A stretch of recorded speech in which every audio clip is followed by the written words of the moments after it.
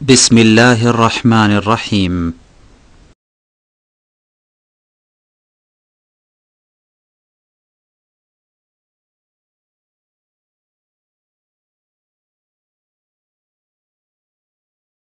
السلام عليكم ورحمة الله وبركاته.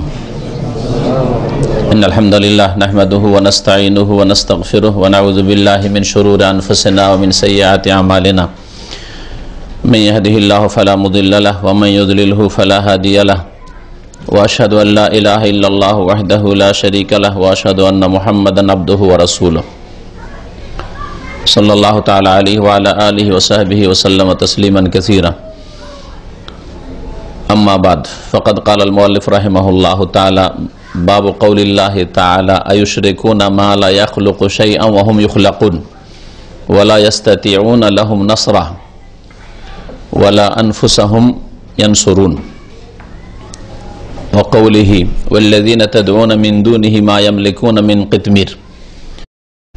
وفي الصحيح عن أنس رضي الله عنه قال شج النبي صلى الله عليه وسلم يوم أحد وكسرت رباعيته فقال كيف يفلح قوم شجوا نبيهم فنزلت ليس لك من الأمر شيء أو يتوب عليهم أو يعذبهم فإنهم ظالمون.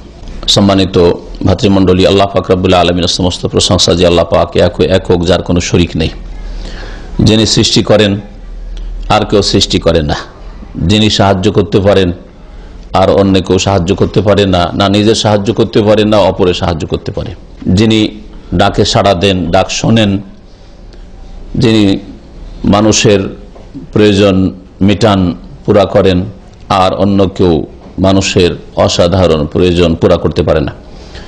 সালাত এবং সালাম নাজিল হোক প্রিয় নবী মুহাম্মদুর রাসূলুল্লাহ সাল্লাল্লাহু আলাইহি সাল্লামের উপর, যাকে আল্লাহ পাক রব্বুল আলামিন তাওহীদের বাস্তবায়নের জন্য, তাওহীদ প্রতিষ্ঠার জন্য এবং শিরককে উৎখাত করার জন্য প্রেরণ করেছিলেন।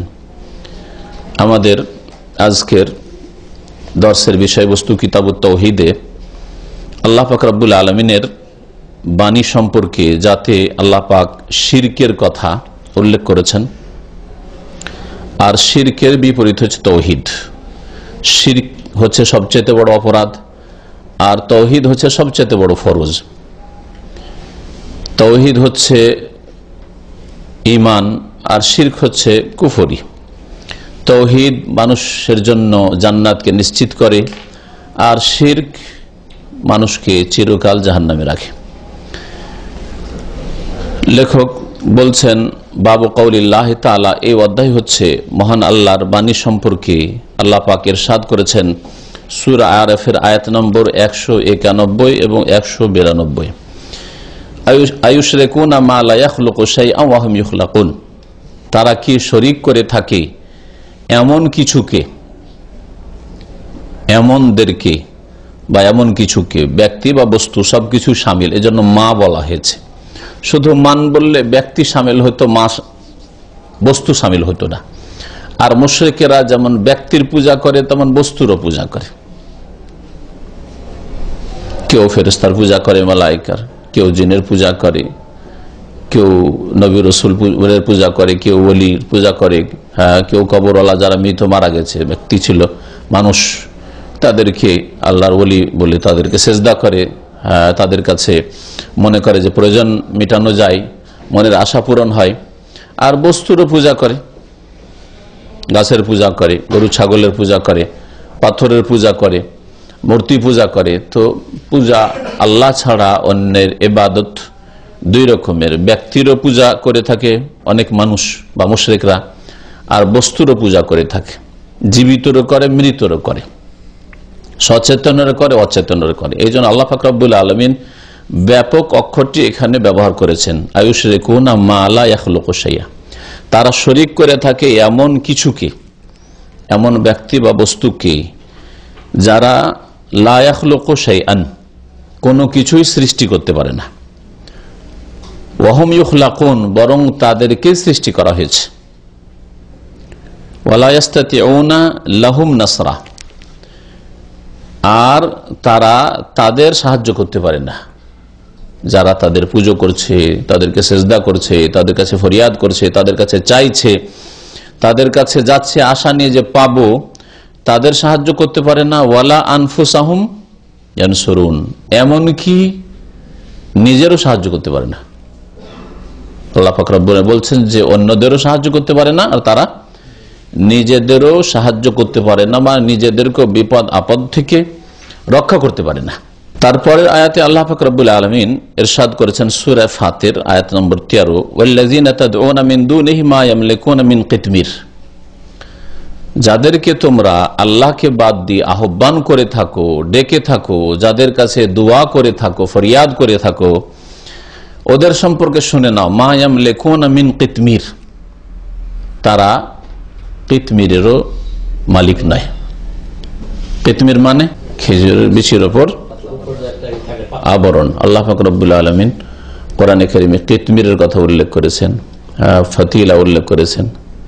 এগুলি ওই খেজুরের ভিতরে যে আঠির ওপর যে আবরণ থাকে, একটা আবরণ আর একটা চিকন সুতার মতো থাকে, এগুলোকে বোঝানো হয়েছে।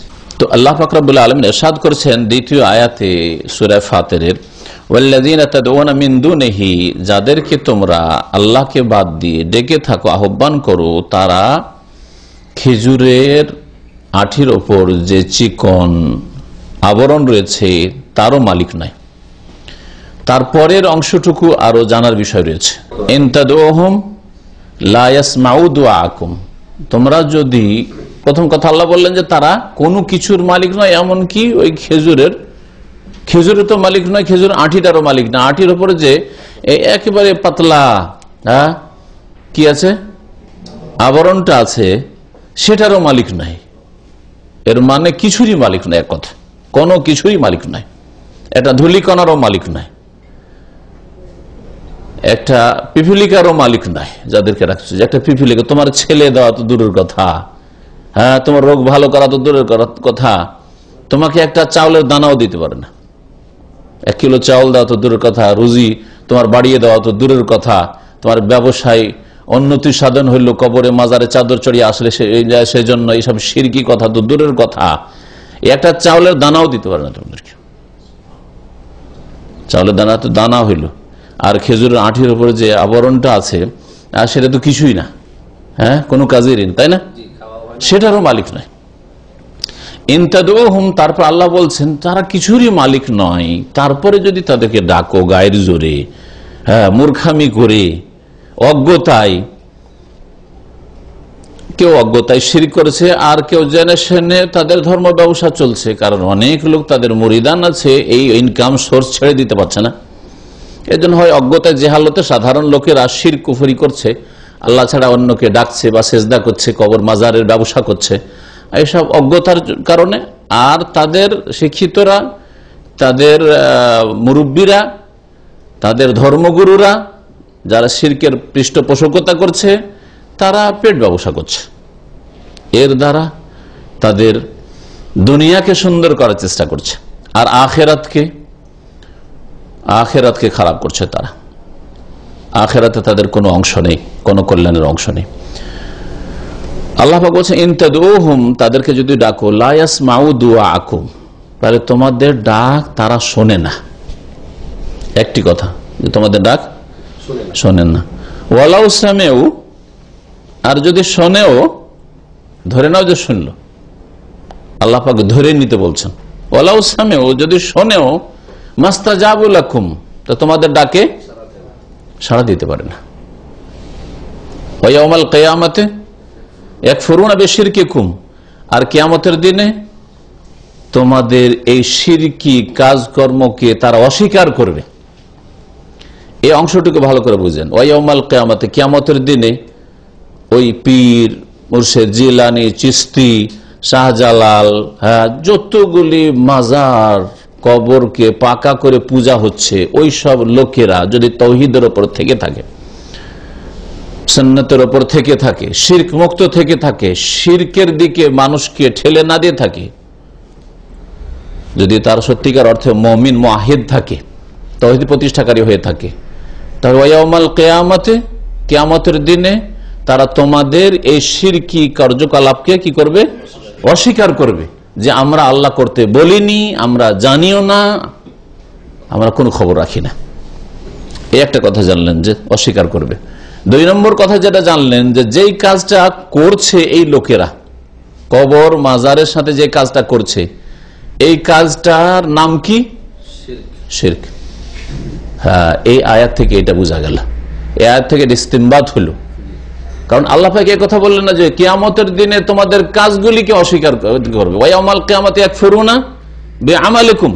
হ্যাঁ,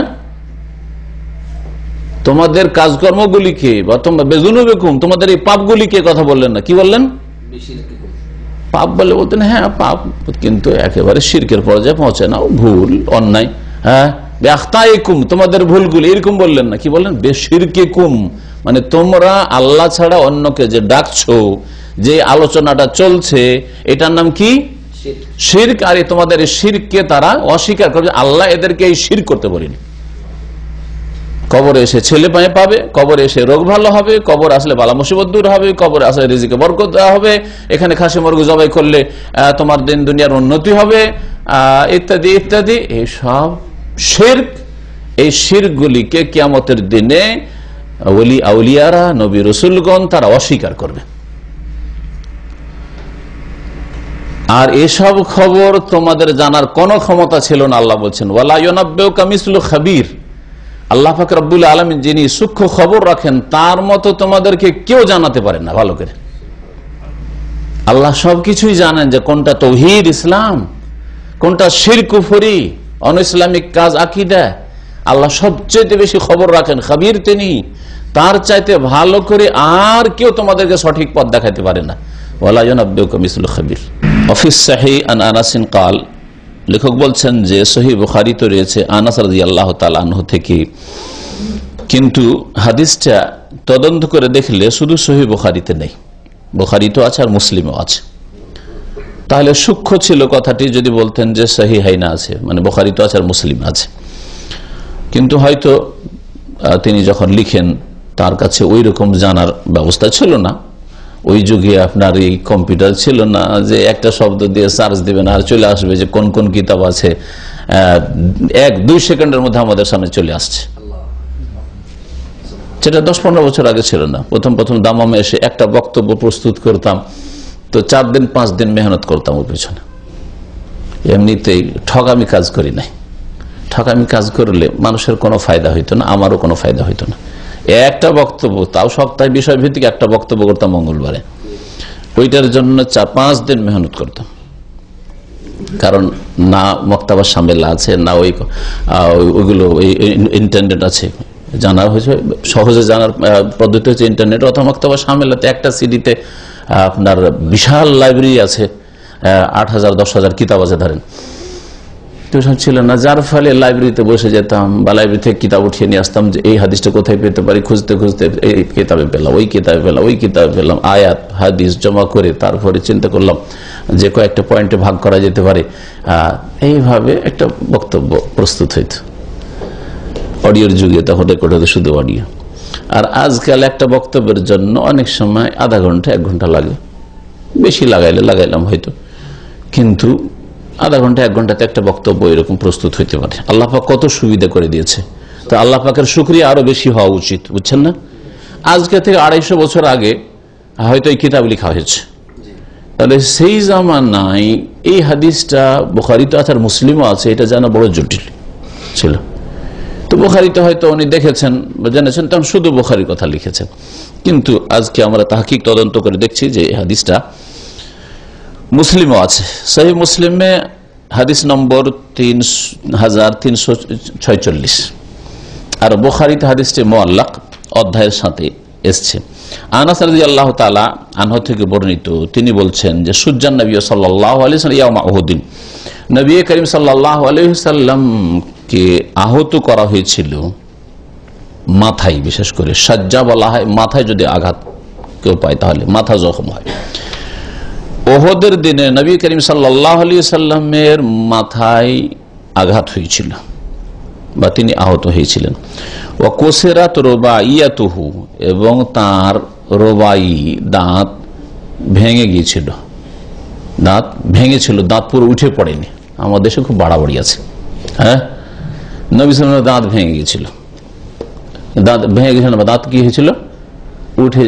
উঠে গেছিল, হ্যাঁ, আর সেজন্য হালুয়া খেতেন। আর ওটা আবার সাবানে হালুয়া খাওয়া, অথচ সাবানে ওহুদ হয়নি, ওহুদ সওয়ালে হয়েছে। এরা 2 মাস আগে হালুয়া খায় বিদাতিরা, সবাই 2 মাস আগে হালুয়া খায়। এত তাড়াহুড়া পেটে জ্বালা ধরেছে বিদাতিদের যে 2 মাস আগে হালুয়া খায়। এই একটা বিষয় আমাদের ভাই মনে করে দিল। আর একটা বিষয় আছে, সেটা হচ্ছে যে দাঁত উঠে পড়ে গেছিল এই ধারণা বা ভেঙেছিল। এখন কোনটা দাঁত ভাঙলো না ভাঙলো, তো দাঁত নবীর ভেঙেছে তো আমাকেও ভাঙতে হবে, এটা ইসলাম না? দাঁতটা আপনার কাছে আমানত না, আপনি ইচ্ছা মতো ভাঙতে পারেন? কোন বেকুব যদি বলে যে আমার চোখ আমি রাখলাম না না রাখলাম, আমার হাত আমি রাখলাম না কেটে ফেলে দিলাম, আমার কান আমি রাখবো না কেটে ফেলে দেবো, চলবে? তা আমার জান আমার প্রাণ আমি থাকবো না আত্মহত্যা করে দেবো, চলবে নাকি? তার বেলা তো আমাদের দেশে বেনামাজি জানাজা পড়ে নেবেন, কিন্তু কেউ আত্মহত্যার গুনাহ করে যদি মারা যায় তো কেউ জানাজা পড়েন না, ঠিক না? কত বড় অপরাধী মনে করছেন। তাহলে ওয়াইস কারনি সম্পর্কে যে ভণ্ডামি কথা রয়েছে আমাদের সমাজে বিদাতিদের মধ্যে, যে ওয়াইস কারনি জানতে পারলো যে নবী সাল্লাল্লাহু আলাইহি ওয়াসাল্লামের দাঁত ভেঙেছে, এখন কোনটা দাঁত ভেঙেছে জানে না, তখন একদিক থেকে লাগলো ভাঙতে, আর সবগুলি ভেঙে ফেলে দিল, সবগুলি ভেঙে দিল। বলেন যে ওয়াইস কারনি যদি এই কাজ করে থাকে তো কত বড় অপরাধের কাজ করে। ভালো কাজ করেছেন?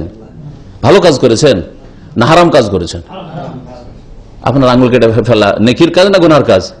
আল্লাহ আমানত দিয়েছেন, এই আমানতের হেফাজত আপনার ফরজ করেছেন।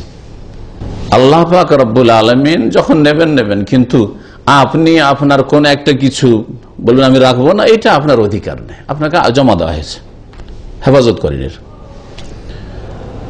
আর ওয়াইস কারনি এত বড় অন্যায় কাজ করলো, এত প্রখ্যাত তাবেঈ তিনি, আর তিনি এত বড় অন্যায় কাজ করলো যে দাঁত ভাঙতে সব ভেঙেই ফেলে দিল।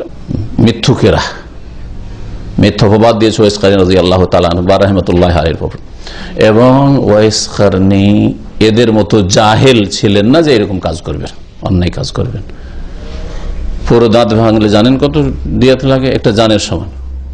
যেমন দুটা চোখ যদি কারো অন্ধ করে দেয়, মারলো না একটা লোকে, 2টো চোখ অন্ধ করে দিল, তাহলে একটা লোকে মারলে যে অপরাধ, 2টো চোখ অন্ধ করলে অপরাধ। তো সবগুলি দাঁতের মূল্য একটা প্রাণের সমান, আর দাঁত ভেঙে ফেলে দিন। তারপরে দাঁত ভেঙে ফেলে ফায়দাটা কি হবে? নবী সাল্লাল্লাহু আলাইহি ওয়াসাল্লামের দাঁত ভেঙেছে আল্লাহর রাস্তায়, আল্লাহর দিনকে শক্তিশালী করতে গিয়ে কাফেরদের হাতে, হ্যাঁ, আর ও নিজের হাতে নিজের দাঁত ভেঙে ফেললো। ইসলামের কোন খেদমতটা হইলো বলেন? যদি করেই থাকে, ধরেন যে করেছে ওয়াইস কারনি, করেনি কখনো, লানাতুল্লাহ আলাল কাযিবিন, মিথ্যুকদের আল্লাহর অভিশাপ হোক। যদি করে থাকে তো ইসলামের 1 পয়সার খেদমত হবে? নবীর প্রেমে, নবীর মহব্বত আপনি আপনার দাঁতগুলি ভেঙে ফেলে দিবেন ওই ভুয়া কথা শুনে, ধরেন আপনি ভেঙে ফেলে দিলেন, তো ইসলামের কোন খেদমতটা হলো? 4 আনার খেদমত হইলো? কিন্তু আপনি দাঁত না ভেঙে যদি আপনি নিজেকে সুস্থ রাখতেন, দাঁত ভেঙে নিশ্চয়ই আপনি অসুস্থ হবেন, সুস্থ রাখতেন, আর রাত্রে যদি 2 রাকাত নামাজ পড়ে তাহাজ্জুদেও পড়তেন, আল্লাহকে ডাকতেন, তো কত বড় ফায়দা হইত। হ্যাঁ, আল্লাহ হিদায়াত করে আমাদের সমাজের মুসলিমদেরকে, যারা ইসলামের নামে এসব শিরক আর বিদআত আর গুমরাহি শিখে রেখেছে। তো নবী করিম সাল্লাল্লাহু আলাইহি ওয়াসাল্লামের একটি দাঁত ভেঙেছিল, পুরো উঠে পড়েনি, রুবাই দাঁত। রুবাই দাঁত বলা হয় যে দাঁতটি 4 নম্বর দাঁত। 4 নম্বর দাঁত, হ্যাঁ, 4 নম্বর দাঁত মানে এইদিকে 2টো আছে এখানে, তাই না? এই 2টো, এখানে 2টো, এগুলো হচ্ছে, এগুলোর নাম কি? সানাই। আর এটা হচ্ছে 4 নম্বরে পড়ছে, হ্যাঁ, রুবাই, বুঝছেন না? রুবাই ডান দিকের, এটা এই রুবাই বাম দিকের, এগুলো হচ্ছে সুফলা, হ্যাঁ, আর ওপরে হচ্ছে আউলিয়া। কথা বুঝতে পেরেছেন? তো নবী করিম সাল্লাল্লাহু আলাইহি সাল্লামের রুবাই 4 নম্বর দাঁত, এই দাঁতগুলির কোন একটি দাঁত ভেঙেছিল। ফাকালা, তখন নবী সাল্লাল্লাহু আলাইহি সাল্লাম আক্ষেপ করে বলেছিলেন, কাইফা ইউফলিহু কওমুন সাজ্জু নবিয়াহুম, সেই জাতি কি করে পরিত্রাণ পেতে পারে, সফল হতে পারে, নাজাত পেতে পারে, যেই জাতি নিজেদের নবীর, হ্যাঁ, নবীকে আহত করলো বা নবীর দাঁত ভেঙে ফেললো, নবীকে জখম করলো। ওরা আফসোস করেছিলেন, যেই জাতি নিজের বংশের লোক, কোরাইশরাই নেতৃত্ব দিচ্ছিল, আর আশেপাশের লোক ছিল সাথে, ওদের সবগুলো নিজের বংশের লোক, নিজের জাতি, আরব হওয়ার দিক থেকে জাতি, বংশের দিক থেকে কোরাইশ, মক্কার অধিবাসী এরা, যারা দুশমন এসেছিল ওদের যুদ্ধে রাসূলুল্লাহ সাল্লাল্লাহু আলাইহি ওয়াসাল্লামের বিরুদ্ধে, সাহাবায়ে কিরামদের বিরুদ্ধে যুদ্ধ করার জন্য, এরা কি করে পরিত্রাণ পেতে পারে? তার মানে নবী সাল্লাল্লাহু আলাইহি ওয়াসাল্লাম যে কথাটা বলতে চাইছিলেন, তাতে এই জাতি কখনো কল্যাণ পাবে না, এই জাতির নাজাত হবে না, এই জাতির উপর আল্লাহর আযাব নেমে আসবে। হ্যাঁ, যেন খানিকটা অভিশাপের মতো, হ্যাঁ, বদদুয়ার মতো ভঙ্গিমাটা ছিল রাসূলুল্লাহ সাল্লাল্লাহু আলাইহি ওয়াসাল্লামের। স্পষ্ট ভাষায় না থাকলেও কি করে এই জাতি পরিত্রাণ পেতে পারে না? কখনো পরিত্রাণ পাবে না, তোরা পরিত্রাণ পাবি না, জানো কথাটা এভাবে ধরলে। আল্লাহ পাক রব্বুল আলামিন নবী করিম সাল্লাল্লাহু আলাইহি ওয়াসাল্লামকে বাধা দিলেন যে দেখো, কেউ পরিত্রাণ পাবে না পাবে, কাকে পরিত্রাণ দেব না দেব এটা আমার কাজ, কাকে হেদায়েত দেব না দেব এটা আমার কাজ। হ্যাঁ, এটা তোমার ইখতিয়ারে নেই, তোমার ইখতিয়ারে নেই। আল্লাহ পাক রব্বুল আলামিন আয়াত নাযিল করলেন কি, লাইসা লাকা মিনাল আমরি শাইউন, এই ব্যাপারে তোমার কোন রকমের অধিকার নেই। লাইসা লাকা মিনাল আমরি, এই ব্যাপারে মানে ইখতিয়ার, কে পরিত্রাণ পাবে, কে সফল হবে, কে হেদায়েত পাবে, কে জান্নাতে যাবে, কে জাহান্নামে যাবে, হ্যাঁ, কে মুমিন হয়ে মরবে, কে কাফের হয়ে মরবে, কার উপর আল্লাহর গজব আসবে, কার উপর আল্লাহর গজব আসবে না। লাইসা লাকা মিনাল আমরি শাই, শাইউন মানে সামান্য, সামান্য তোমার এই ব্যাপারে কোনো ইখতিয়ার নেই, তোমার কোনো ক্ষমতা নেই যে তুমি নিজের ক্ষমতা খাটাবে। ইম্মা ইয়াতুব আলাইহিম, হয় আল্লাহ পাক রব্বুল আলামিন তাদের তওবা কবুল করবেন, গ্রহণ করবেন। তওবা যদি কবুল করেন, তার মানে নবীর দাঁত ভাঙার পরে, নবীকে আহত করার পরে, নবীর 70 জন সাহাবাকে শহীদ করার পরে ওই কাফেরদেরকে আল্লাহ পাক কি করবেন? ইচ্ছা করলে হেদায়েত দেবেন, তওবা কবুল করবেন, হেদায়েত দেবেন, তারা মুমিন মুসলিম হবে, সাহাবীতে পরিণত হবে দুশমন থাকার পরে। আও ইউআযিবাহুম, অথবা আল্লাহ পাক কি করবেন? তাদেরকে আযাব শাস্তি দেবেন। আল্লাহ যদি আযাব শাস্তি দেন তো আল্লাহ কোনো জুলুম করবেন না, ফাইন্নাহুম জালিম, তারাই জালেম, আযাবের হকদার। আল্লাহ যদি ইচ্ছা করেন আযাব দেবেন, আর আযাব পাওয়ার যোগ্য তারা। কিন্তু এটা আল্লাহর ইখতিয়ার, আল্লাহর ক্ষমতাধীন। তোমার এখানে কোনো ক্ষমতা দাপট খাটবে না, আর তোমার ইচ্ছা মতো সবকিছু হবে না। এই বিষয়টিতে অনেক কথাই রয়েছে, তার মধ্যে একটি কথা বলি, সেটা হচ্ছে আমাদের দেশের বেরেলভি আকীদা হচ্ছে যে নবী হচ্ছে মুখতারিকুল, ওদের ভাষায়। কারণ বেরেলভিদের যে মুরব্বী, সে উর্দু ভাষী ছিল, আহমদ রেজা খান, ওই জন্য তাদেরকে বেরেলভি, আর নিজেদেরকে তারা রেজবি বলে। বাংলাদেশে ওরা প্রসিদ্ধ রেজবি বলে, ওই নামটা পছন্দ করে। আহমদ রেজা খান বেরেলভি, বেরেলি শহরের লোক। আর রেজা খান যেহেতু, তো ওরা আবার মোহাম্মদই পছন্দ হইল না, আবু বকরের সাথে সম্পৃক্ত বকরি বলাও পছন্দ হইল না, ওমরের সাথে সম্পৃক্ত করে ওমরি বলাও পছন্দ হইল না, উসমানী বলাও পছন্দ হইল না, আলুই বলাও পছন্দ হইল না, এইসব কিছুই পছন্দ হইল না। কি পছন্দ হইল? হ্যাঁ, রেজভি, মানে আমরা আহমদ রেজা খানের উম্মত, এটা পছন্দ হইল। কিন্তু আলহামদুলিল্লাহ আমাদের পছন্দ যে আমরা মুহাম্মাদি, আমরা মুহাম্মদ রাসূলুল্লাহ সাল্লাল্লাহু আলাইহি ওয়াসাল্লামের উম্মত, মুহাম্মদ রাসূলুল্লাহ সাল্লাল্লাহু আলাইহি ওয়াসাল্লামের তরিকায় বিশ্বাসী, মুহাম্মদ রাসূলুল্লাহ সাল্লাল্লাহু আলাইহি ওয়াসাল্লামের তরিকার সন্ধান করি, পড়াশোনা করি, এবং পেলে যে কোনো সময় নিজের ভুলে সংশোধন করার চেষ্টা করি। কখনো এইরকম ধরনের মন মেজাজ নেই যে বয়স হয়ে গেল 50-60, এতদিন যদি ভুলেই থাকি, এখন যদি সংশোধন করি লোকে কি বলবে, না, কোনো লজ্জা নেই, ভুলে থাকতে পারি। নবী কারীম সাল্লাল্লাহু আলাইহি সাল্লামের তরিকা আদর্শ যখনই পাবো তখনই সেই দিকেই ছুটবো। এর নাম হচ্ছে মুহাম্মাদি, এর নাম হচ্ছে মুহাম্মাদি, মুহাম্মদ সাল্লাল্লাহু আলাইহি সাল্লামের তরিকায়। আর এই কথাটি আপনাকে যখন কবরে নামানো হবে, আমাকে নামানো হবে, তখন বলবে লোকেরা বিসমিল্লাহে ওয়া আলা মিল্লাতে রাসূলিল্লাহ। মিল্লাতে রাসূলিল্লাহ বলা হবে, মিল্লাতে অমুক আর তমুক, না রেজা খান, না তানবী, না অমুক আর তমুক, এইসব কিচ্ছু বলা হবে না। আর অন্য যতগুলি লেভেল আছে, না চিশতি, না কাদেরি, না মুজাদ্দিদি, না নকশবন্দি, কিচ্ছু না, ওইসব কোনো কিছু থাকবে না। আর আপনি আপনার নামাজ চিন্তা করুন, আজান চিন্তা করুন, ইকামত চিন্তা করুন, সবগুলো আশহাদু আল্লা ইলাহা ইল্লাল্লাহ ওয়া আশহাদু আন্না মুহাম্মাদান রাসূলুল্লাহ। আজান ইকামতে বলছেন, আর কারো নাম আসছে নাকি?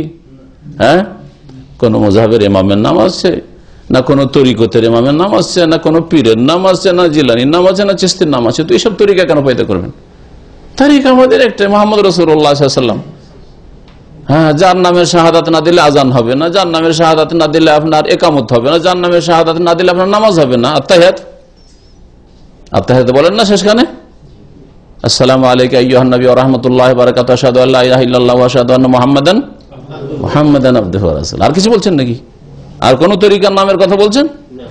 দুঃখের বিষয় যে এরা নিজেদেরকে রেজভি বলে, ভারতে, পাকিস্তান আবার এরা বেরেলভি বলে প্রসিদ্ধ। তো এদের আকীদা হচ্ছে নবী সাল্লাল্লাহু আলাইহি ওয়াসাল্লাম মুখতারিকুল শব্দটি বা কথাটি হচ্ছে উর্দু ভাষা, যদি আরবি থেকে নেওয়া হয়েছে, কিন্তু উর্দু। মুখতার মানে স্বাধীন, আর কুল মানে সবকিছুর ব্যাপারে তিনি স্বাধীন, সবকিছুর তিনি এখতিয়ার রাখেন, সার্বিক ক্ষমতার মালিক। মুখতারিকুল মানে সার্বিক ক্ষমতার মালিক কে? একমাত্র আল্লাহ। শুধু আল্লাহ বলবেন একমাত্র আল্লাহ, আল্লাহ ওয়াহদাহু লা শারীক। আর যদি বলেন আল্লাহ, তো হইতে পারে আল্লাহর সাথে কারো কিছু থাকতে পারে না, ইল্লাল্লাহ যেন বলা হয়েছে, একমাত্র আল্লাহ, সার্বিক ক্ষমতার মালিক একমাত্র আল্লাহ। আয়াত কি স্পষ্ট করে না যে হে নবী, তুমি বলছো এই জাতি কি করেই পরিত্রাণ পেতে পারে, লাইসা লাকা মিনাল আমরি শাই, এই ব্যাপারে তোমার কোনো অধিকার নেই। তো মুখতারিকুল কি করে হলেন? আর বাস্তবেই যেই লোকগুলি ওহদের যুদ্ধে কাফেরদের পক্ষ থেকে নেতৃত্ব দিয়েছিল, তাদের একজন আবু সুফিয়ান, দ্বিতীয় খালিদ বিন ওয়ালিদ, প্রধান সেনাপতি কাফেরদের রাদিয়াল্লাহু আনহু। খালিদ বিন ওয়ালিদের দ্বারা কত ইসলামের খেদমত হয়েছে, ইসলাম গ্রহণ করেছেন না করেননি? খালিদ বিন ওয়ালিদ সাইফুল্লাহ কিনা আল্লাহর তরবারি বলা হলো পরে। নবী করিম সাল্লাল্লাহু আলাইহি সাল্লাম তো এর দ্বারা বোঝা গেল তিনি গায়ব জানতেন না। আর একটা খণ্ডন হলো বেরেলভি আকীদার, যে তারা বলে নবী আলেমুল গায়ব। তো নবী আলেমুল গায়ব, নবী তো জানছেন যে খালেদ, আরে যতই তুই আমাদের বিরুদ্ধে লড়াই করে, একদিন তুই আসবি, কলমা পড়বি। আর আবু সুফিয়ান, যতই তুমি নেতৃত্ব দাও, ওলো হোবাল, হোবালের জয়, হ্যাঁ ওলো হোবাল বলেছিল, হোবালের জয় হয়েছে আজকে, সহিহ বুখারীতে আছে। যতই হোবাল বল, কালকে বলবি লা ইলাহা ইল্লাল্লাহ তুই। কথা সেদিনই বলে দিতেন নবী সাল্লাল্লাহু আলাইহি সাল্লাম, কেন বলেন নাই? হ্যাঁ, বরং হচ্ছে এই জাতি কি করে পরিত্রাণ পাবে, যে জাতি নবীকে ছাড়লো না, জখম করে ফেললো, নবীকে আহত করলো, নবীর উপর আঘাত করলো, নবীর দাঁত ভাঙলো। আল্লাহ বলছেন লাইসা লাকা মিনাল আমরি শাই, আমি তওবা কবুল করতে পারি, তাদের হেদায়েতও দিতে পারি, আবার শাস্তিও দিতে পারি। আমি, এটা আমার ইচ্ছা, আমার মর্জি, আমি এর মালিক, তুমি মালিক না। লাইসা লাকা মিনাল আমরি শাই, না তিনি মুখতারিকুল, রাসূলুল্লাহ সাল্লাল্লাহু আলাইহি ওয়াসাল্লাম সবকিছুর ক্ষমতা রাখেন, আর না তিনি আলেমুল গায়ব। বুঝছেন না?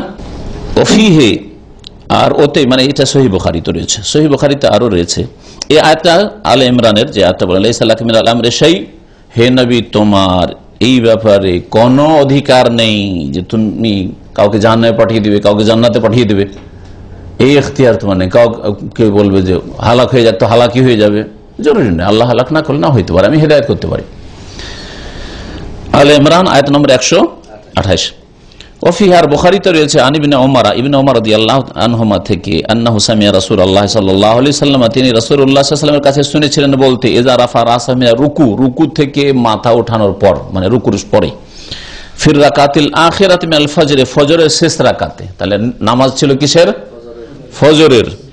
আর রাকাত ছিল শেষ রাকাত, আর শেষ রাকাতের রুকুর আগে না পরে, বা ইজা রাফা রাসাহু মিনার রুকু থেকে মাথা উঠানোর পরে, মানে রুকুর পরে, ফজরের শেষ রাকাতে, হ্যাঁ ফজরের শেষ রাকাতে, আর রুকু থেকে মাথা উঠানোর পরে কি বলতেন নবী সাল্লাল্লাহু আলাইহি সাল্লাম? কুনুতে নাজেলা করতেন, কাফেরদের উপর বদদুয়া করতেন, আল্লাহুম্মা আলআন ফুলানান ওয়া ফুলানান, আল্লাহ তুমি অমুকের নাম ধরে ধরে অমুকের উপর তুমি অভিশাপ করো, অমুকের ওপর তুমি লানত করো। লানত করা মানে আবঈদহুম আন রাহমাতিক, আল্লাহ তুমি তাদেরকে তোমার রহমত থেকে তাড়িয়ে দাও।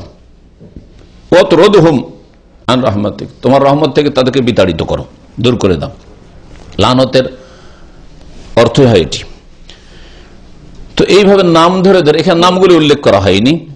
নবী করিম সাল্লাল্লাহু আলাইহি সাল্লাম বেশ কিছু কাফের বড় বড় নেতারা যারা মক্কায় জুলম অত্যাচার করেছে নবী সাল্লাল্লাহু আলাইহি সাল্লামের উপর, সাহাবায়ে কেরামদের উপর, আর তারপরে বদরে ওহুদে তারা নেতৃত্ব দিয়েছে। এছাড়াও আরো দু একটি ঘটনা ঘটেছিল, যেমন জাতুর রাজির ঘটনা, তারপরে আপনার আর একটি ঘটনা ঘটেছিল 70 জন সাহাবায়ে কেরামকে পাঠিয়েছিলেন, ওরা ধোঁকা দিয়ে নিয়ে গেছিল যে আমরা মুসলমান হয়ে গেছি, কোরআন শেখার জন্য পাঠান। তারপরে তাদেরকে হত্যা করে ফেলেছিল, 69 জনকে হত্যা করে একজন শুধু বেঁচে এসেছিলেন। এই ঘটনাগুলিতে নবী করিম অত্যন্ত মর্মাহত হয়েছিলেন, শোকে ভেঙে পড়েছিলেন সাহাবায়ে কেরামদের। তারপরে তিনি এই বদদোয়াগুলি করেছেন এই কাফের বিভিন্ন লোকের উপর বা বিভিন্ন গোত্রের উপর। এই দোয়া করেছিলেন বাদামা ইয়াকুলু সামি আল্লাহু লিমান হামিদা রব্বানা ওয়া লাকাল হামদ, সামি আল্লাহু লিমান হামিদা রব্বানা ওয়া লাকাল হামদ বলার পরে সামি আল্লাহু লিমান হামিদা রব্বানা ওয়া লাকাল হামদ এর মানে কে করতে পারে? পড়ছেন তো নামাজে সবাই, কিন্তু এটা তো মানে সবাইকে জানা উচিত। আপনি প্রত্যেক রাকাতে নামাজে বলছেন সামি আল্লাহু লিমান হামিদা রব্বানা ওয়া লাকাল হামদ, মানে কি? সামি আল্লাহু লিমান হামিদা, যে আল্লাহর প্রশংসা করলো তার আল্লাহ শুনলেন, এটা হয়ে গেল সামি আল্লাহু লিমান হামিদা। রব্বানা ওয়া লাকাল হামদ, হে আমাদের প্রতিপালক, হ্যাঁ তোমার জন্য সমস্ত প্রশংসা। যে আল্লাহর প্রশংসা করে, আল্লাহ পাকের প্রশংসা আল্লাহ পাকের এলেমের বাইরে থাকে না, যে আল্লাহর খুব প্রশংসা করেন, আল্লাহর কাছে দোয়া করেন, আল্লাহ পাকের জিকির আজকার, আল্লাহর ইবাদত বন্দেগী করেন, আল্লাহ পাক জানতে পারেন, এমন নয়। যেই আল্লাহর প্রশংসা করুক, যে আল্লাহ পাকের গুণগান করুক, যে আল্লাহ পাকের ইবাদত করুক, যে নেকির কাজ করুক, আল্লাহ পাক শুনছেন, শুনলেন। যেন আপনি নামাজের মধ্যে এটা ঘোষণা করছেন যে আমি যে নামাজ পড়ছি মানুষকে শোনানোর জন্য না, দেখানোর জন্য না, যে আল্লাহর প্রশংসা হচ্ছে আল্লাহ শুনলেন, শুনছেন। ফাআনজাল আল্লাহ, তখন আল্লাহ পাক রব্বুল আলামিন নবী করিম সাল্লাল্লাহু আলাইহি সাল্লামকে নিষেধ করলেন এই বলে, লাইসা লাকা মিনাল আমরি শাই, এই ব্যাপারে তোমার এইরকম কোনো ক্ষমতা নেই, কোনো ক্ষমতা তোমার নেই যে তুমি এভাবে বদদোয়া দিয়ে সবগুলিকে ধ্বংস করে দিবে। যে দুনিয়ায় আমি ধ্বংস করে দেবো তোমার বদদোয়া শুনে, জাহান্নামে পাঠিয়ে দেবো, কুফর অবস্থায় সবগুলি মরে যাবে, কাউকে হিদায়াতের তৌফিক দেব না, ঈমান নিয়ে আসার তৌফিক দেব না, এটা তোমার ইখতিয়ার ভূত নয়, এটা আমার ইখতিয়ার। ওয়া রিওয়ায়াতিন, আরেকটি বর্ণনায় রয়েছে, ইয়াদু আলা সাফওয়ান ইবনে উমাইয়া ওয়া সুহাইল ইবনে আমর ওয়াল হারিস ইবনে হিশাম ফানাজালাত লাইসা লাকা মিনাল আমরি শাই, এটাও সহিহ বুখারীতে রয়েছে। বলছেন যে নবী সাল্লাল্লাহু আলাইহি সাল্লাম বদদোয়া করছিলেন, ইয়াদু আলা, ইয়াদউর যদি সেলা, এদুর পরে হারফেজার যদি আলা আসে তো বদদোয়ার অর্থ হয়, জেনে রাখেন। এখানে বদ শব্দটি নেই, কিন্তু এদুর পরে আলা এসছে যেন বদদোয়ার অর্থ করবো আমরা। আর এদুল্লাহু যদি হয়, হ্যাঁ ভালো দোয়া করবেন। যদি কাউকে বলেন, আপনি কোন আরবিকে বলছেন, আরবি শেখকে বলছেন যে আমার জন্য একটু দোয়া করেন, কি বলবেন? ওদলি, আমার জন্য দোয়া করবেন, ওদলি। আর যদি আপনার এইটা গ্রামার না জানা থাকে, কোন আরবি শেখকে বলছেন উদু আলিয়া, বিপদ করে দিলেন, উদু আলী মানে আমার বদ্ধ করেন আপনি, বুঝছেন না? আরবি না জানলে কি হয়, লাম আর আলা দুটোই হারফেজার, একবারে দুই দিকে অর্থ, একটা হচ্ছে ভালো দোয়া, একটা হচ্ছে ধ্বংসের দোয়া। আরবরা যখন ঝগড়া করে দেখেছি, আনা আদি আলাইক, আনা আদি আলাইক, মাতৃভাষা, আদু বলার হয় না, আদি আলেক, হ্যাঁ আদু বলবেন, আবার বলেন আবার আদি আলেক, আর তোমার উপর আমি বদ্ধ করবো। হ্যাঁ, আর যদি ভালো দেওয়া হয় না আদি লাখ, হ্যাঁ আদু। তো নবী করিম সাল্লাল্লাহু আলাইহি সাল্লাম বদ্ধ করেছিলেন সাফওয়ান বিন উমাইয়ার নাম ধরে, সুহাইল বিন আমরের নাম ধরে, হারিস বিন হিশামের নাম ধরে। ফানাজালা, তখন এই আয়াত নাযিল, লাইসা লাকা মিনাল আমরি শাই, হে নবী দেখো তোমার এই ব্যাপারে কোনো স্বাধীনতা নেই, ইখতিয়ার নেই, ক্ষমতা নেই। এই সাফওয়ান বিন উমাইয়া পরে সাহাবী হয়েছেন, ইসলাম কবুল করেছেন। সাফওয়ান বিন উমাইয়া বিন খালাফ, এদের অধিকাংশই ইসলাম গ্রহণ করেছে। এই জন্য আল্লাহ পাক রব্বুল গায়ব জানেন যে এরা কিছুদিন পরে এই শত্রুগুলো বন্ধুত্বে পরিণত হবে, এই কাফেরগুলি মুমিন মুসলিম হবে, সাহাবী হবে। আর তুমি বদদোয়া করছো, তুমি তো জানো না যে আমার গায়বে অদৃশ্যে, আমার লহে মাহফুজে, আমার ভাগ্যলিপিতে তকদিরে কি লেখা আছে, তুমি তো জানো না। সেই জন্য তোমার দেখো ইখতিয়ার নেই, তুমি দোয়া করিও না। 1 মাস ধরে নবী করিম সাল্লাল্লাহু আলাইহি ওয়াসাল্লাম বদদোয়া করেছিলেন ওই জাতিগুলোর উপর যারা ধোঁকা দিয়ে 70 জন সাহাবায়ে কেরামকে শহীদ করেছিল। বীরে মাওনার ঘটনা সিরাতের কিতাবে আপনার বীরে মাওনার ঘটনা বলেছে। অফিহে আর সহিহ বুখারীতে রয়েছে, লেখক বলছেন এখানে সহিহ বুখারীতে, এই হাদিসটি সহিহ বুখারীতে আছে, মুসলিমে আছে, তিরমিজিতে আছে। কথা অবশ্য ভুল না, একটা হাদিস হয়তো 5টা-7টা কিতাবে আছে, আমি একটা কিতাবের নাম বললাম, তো এটা ভুল হলো কি? আমি একটা বললাম যে একটি যথেষ্ট, কিন্তু অতিরিক্ত আমরা জানার জন্য এই হাদিসটা মুসলিমও আছে। কি আছে? আবু হুরায়রা রাদিয়াল্লাহু তাআলা আনহু থেকে বর্ণিত, তিনি বলছেন, কামাফিনা রাসূলুল্লাহ সাল্লাল্লাহু আলাইহি ওয়াসাল্লাম, রাসূলুল্লাহ আমাদের মাঝে একদিন দাঁড়ালেন, মানে বক্তব্য দেওয়ার জন্য, খুতবা দেওয়ার জন্য। আর খুতবা মানে বক্তব্য, কিন্তু খুতবা মানে কি? বক্তব্য। আরবিতে খুতবা মানে বক্তব্য হয়। জুমার খুতবা মানে জুমার বক্তব্য, ঈদের খুতবা মানে ঈদের বক্তব্য। কিন্তু আমাদের দেশে না, খুতবা আলাদা আর বক্তব্য আলাদা। খুতবা আলাদা আর বক্তব্য আলাদা। খুতবা মানে আরবি মন্ত্র, বাঙালি জাতিকে আরবি মন্ত্র পড়ে শোনাইতে হবে, উর্দু জাতিকে আরবি মন্ত্র পড়ে শোনাইতে হবে, কেরালা জাতিকে আরবি মন্ত্র পড়ে শোনাইবেন, তো এটা হলো খুতবা। আর যদি বাংলা ভাষায় বলেন তো এটা হলো বক্তব্য। বুঝতে পেরেছেন? আচ্ছা, খুতবাই মানে খেতাব করা, আর খেতাব, আর খেতাব মানে ইংরেজিতে অ্যাড্রেস করা, সম্বোধন করা। সম্বোধন করা মানে বক্তব্য করা। আপনাদের সম্বোধন করছি, বক্তব্য, তাই না? তো আমার এইটাই খুতবা, এইটাই বক্তব্য। আর এই খুতবাকে আরবি মন্ত্রে রেখে দিয়ে আমাদের দেশের আলেম সমাজ, আমাদের দেশের নেতৃস্থানীয় ব্যক্তিদেরকে আর ধনাঢ্যদেরকে, পয়সাওয়ালাদেরকে দিন শিক্ষা থেকে বঞ্চিত করে রেখেছে। যারা কোটিপতি, পুঁজিপতি মানুষ, তারা ওয়াজ মাহফিল আসবে, এসে সাধারণ লোকদের সাথে এসে বসে জলসা শুনবে রাত্রে, কখনো শুনতে আসবে না। আসবে কি? এইরকম দার্শে আসবে? সাধারণত আসবে না, সাধারণত আসবে না। বড় বড় ডাক্তার, ইঞ্জিনিয়ার গুলো দেখেন, এখানে অনেক ডাক্তার ইঞ্জিনিয়ার আছে, কিন্তু সাধারণত তারা আসে না। আপনাদের হয়তো ক্যাম্পাস, যেমন বলছে আমি তো ক্যাম্পাস, তা আমি আবার ইসলামিক সেন্টারে যাবো, এই লেবারদের সাথে গিয়ে আমি আবার এই শুনবো। শয়তান এইভাবে অনেক সময় দিন শিক্ষা থেকে দূরে রাখে। তাহলে এই রকমের যেগুলো দিন শিক্ষার ধরেন অনুষ্ঠান আছে, মজলিস, যেগুলো এখতিয়ারি, ফরজ নয়, ওর জন্য ইলম শিক্ষা হয়তো ফরজ, কিন্তু এইরকম ফরজ নয় যে জুমা মসজিদে যাওয়া ফরজ, খুতবা শোনা ফরজ, আর জুমা মসজিদে হাজির হওয়া ফরজ, এরকম ফরজ তো নয়, তাই না? আর ঈদগাহে মুসলিম, হ্যাঁ, আধা নামাজি বেনামাজি হইলেও ঈদটা পড়ার জন্য বছরে দুবার আসবে ঈদগাহে, ঠিক না? নেতা প্রাইম মিনিস্টার হইলেও আসবে, রাষ্ট্রপতি হইলেও আসবে, আর এমপি হইলেও আসবে, মন্ত্রী মিনিস্টার হইলেও আসবে, আর ওই কোটিপতি হইলেও আসবে, তাই না? তো যেখানে তারা আসছে, নিজে জরুরি মনে করছে আমাকে ঈদে যেতে হবে, জুমা মসজিদে যেতেই হবে, ওয়াক্তিয়া নামাজ বাড়িতেও পড়ে নিতে পারে হয়তো, হ্যাঁ, তাদের নিরাপত্তার ব্যাপার সবার আছে, মসজিদে নাও যেতে পারে হয়তো, তাদের বিভিন্ন অজুহাত থাকতে পারে, অথবা তাদের আলাদা মুসাল্লাও থাকতে পারে, আমরা জানি না ওইসব খবর, কারো বাড়ির খবর না আমাদের জন্য ফরজও নয়। কিন্তু জুমা মসজিদে এই নেতৃস্থানীয় ব্যক্তিরা, তারপরে এই পুঁজিপতিরা আসছে না? আসছে না? যে কোনো দেশের মুসলিম আসছে না? আসছে না? আসছে। এখন এই খুতবাটা বাঙালিদের জন্য আরবিতে রাখলে ওই নেতাগুলো কিছু শিখলো?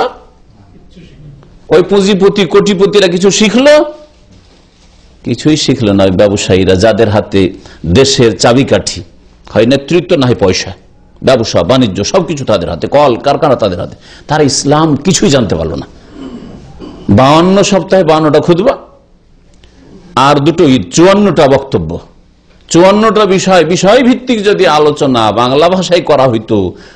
বাঙালি সমাজের কথা বলি, কারণ আমি বাংলায় যেহেতু আলোচনা করছি, বাঙালি সমাজের নেতৃস্থানীয় ব্যক্তি আর পুঁজিপতি, ব্যবসায়ী, কলকারখানার মালিক, এরা দিন ইসলাম থেকে দূরে থাকতো না, অনেক কাছে চলে আসতো।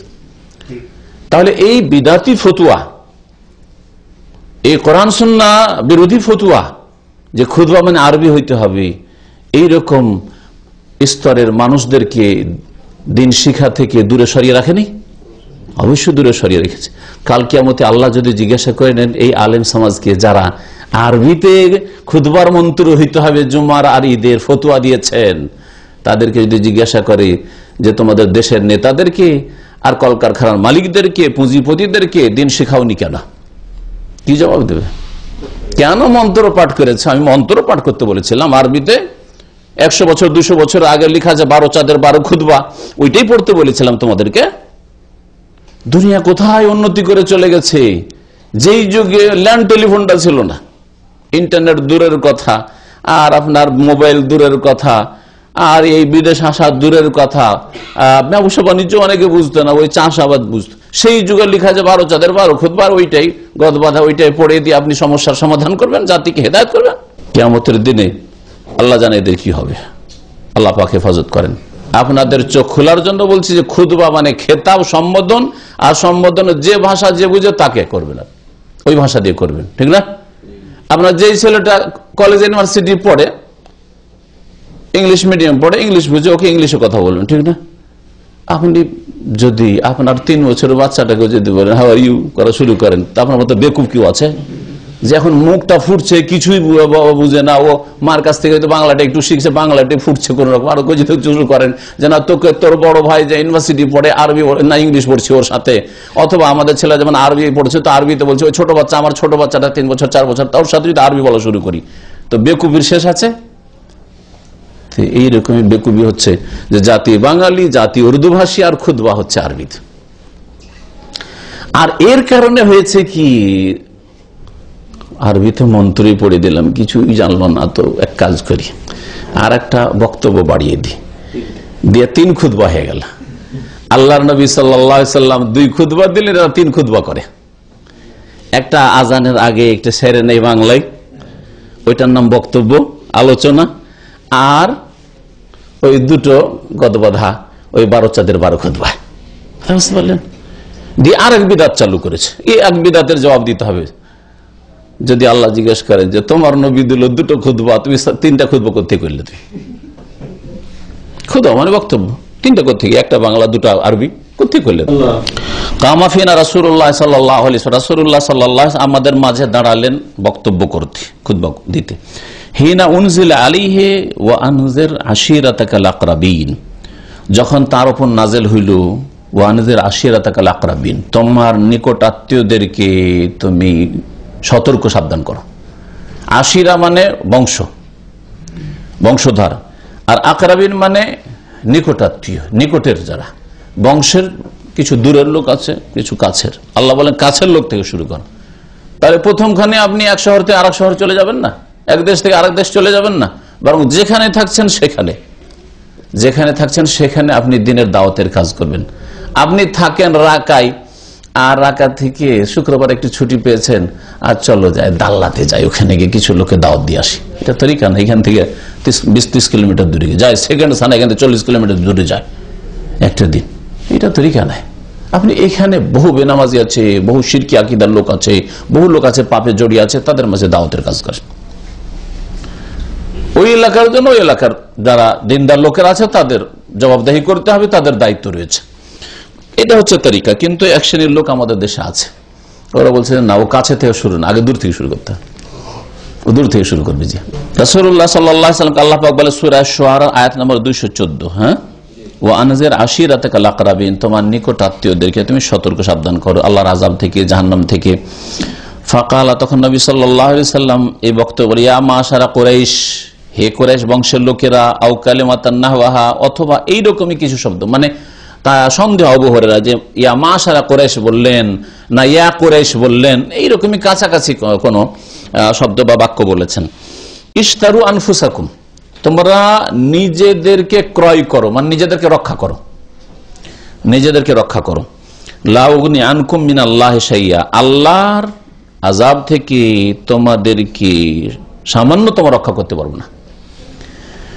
আল্লাহর আযাব থেকে রক্ষা করার ক্ষেত্রে তোমাদের আমি উপকার করতে পারবো না, কাজে আসতে পারবো না। আগনা ইউগনি মানে কাজে আসা, মা আগনা আনহু মালুহু ওয়া মা কাসাব, তার ধন সম্পদ কাজে আসেনি। আবু লাহাবের ধন সম্পদ কাজে আসেনি, ওয়া মা কাসাব, আজ যা সে উপার্জন করে তাও কাজে আসেনি।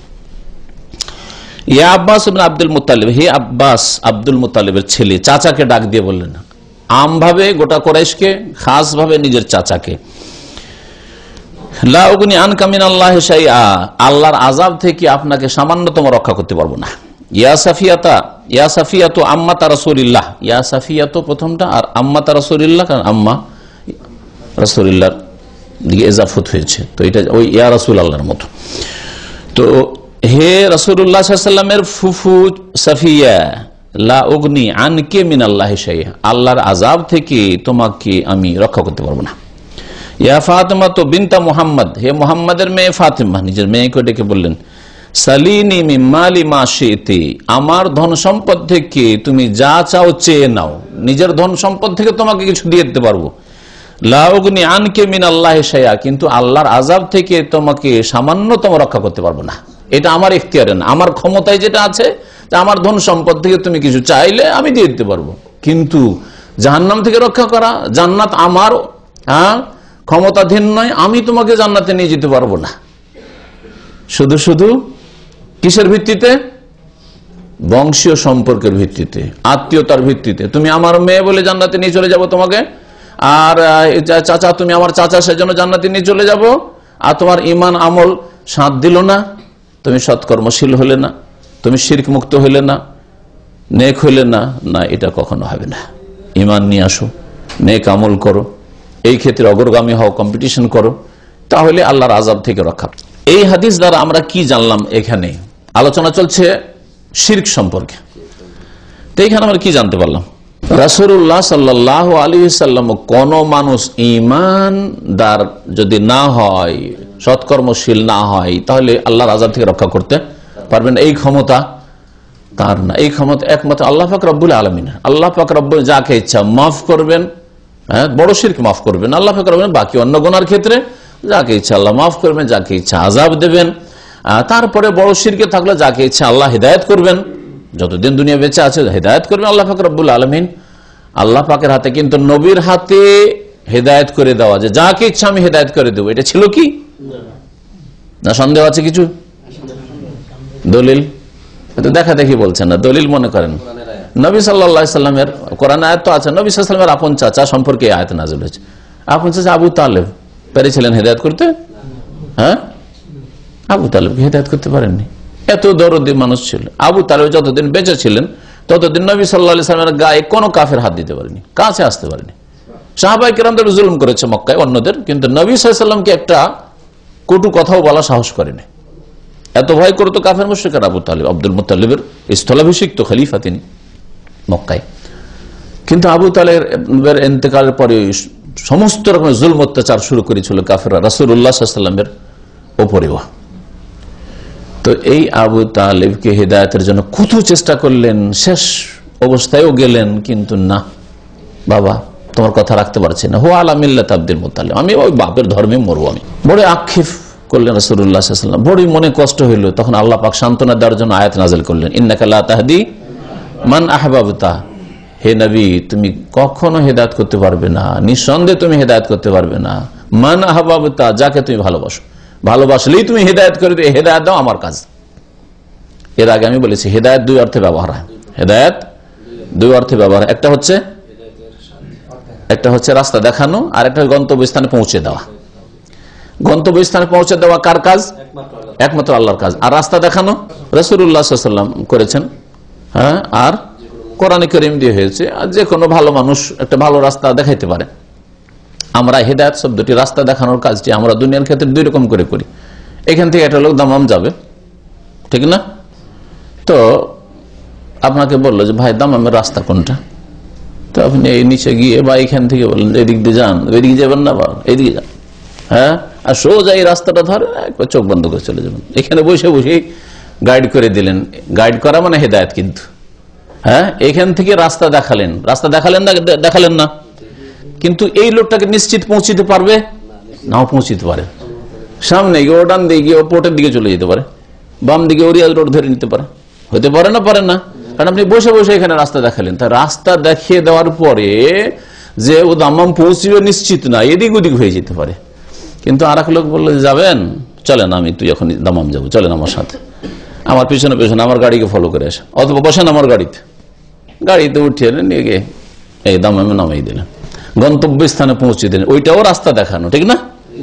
তো আল্লাহ পাক রব্বুল আলামিন একমাত্র গন্তব্যস্থানে পৌঁছে দিতে পারেন। আল্লাহ যদি হেদায়েত করে দেন, দুনিয়ার কোন শক্তি গোমরা করতে পারে না। আল্লাহ যদি জান্নাতের রাস্তায় আপনাকে লাগিয়ে দেন, তো সারা দুনিয়ার শক্তি আপনাকে কেউ জান্নাতের রাস্তা থেকে দূরে সরাতে পারবে না। আর আল্লাহ পাক আপনার অন্তরটা দেখবেন, আপনার মনের অবস্থা দেখবেন, আপনার চালচলন দেখবেন, আপনার আগ্রহ দেখবেন, তারপরে তৌফিক দেবেন।